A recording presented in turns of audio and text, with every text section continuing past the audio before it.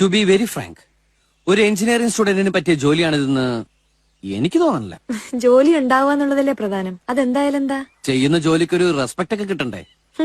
എനിക്ക് റെസ്പെക്ട് ഒന്നും വേണ്ട, കറക്റ്റായി ശമ്പളം കിട്ടിയാ മതി. പണമാണോ ജീവിതത്തിലെ ഏറ്റവും വലിയ കാര്യം? ഞാൻ കുറെ ലോകം കണ്ടിട്ടുള്ളവനാ. അനുവിനേക്കാൾ കുറച്ചോണം കൂടുതൽ ഉണ്ടിട്ടുണ്ട്. പക്ഷെ ഒരു കുടുംബം നടത്തിക്കൊണ്ടു പോകുന്നത് എങ്ങനെയെന്ന് ചോദിച്ചാ വിനോദ് കുഴയും. എന്നെ അങ്ങനെ മണ്ടനാക്കല്ലേ. ചോദിക്കൂ, പറയാം. 1 കിലോ അരിക്കെന്താ വില? 1 കിലോ അരിക്കെന്താ വില? അരിക്കിപ്പോ പോട്ടെ, വെളിച്ചെണ്ണയ്ക്ക് 100 വെളിച്ചെണ്ണയ്ക്ക് എന്ത് കൊടുക്കണം? വെളിച്ചെണ്ണ എണ്ണീട്ടാണോ കൊടുക്കുന്നത്? 100 ഗ്രാം. 100 ഗ്രാം അറിയില്ല. ഉള്ളി, മുളക്, ഉപ്പ്.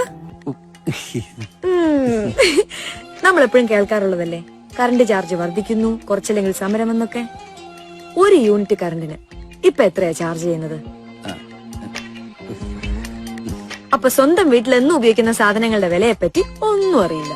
ഇല്ല, അറിയണം. ബേസിക് ആയിട്ടുള്ള കാര്യങ്ങളിൽ നിന്ന് വേണം അറിവ് തുടങ്ങാൻ.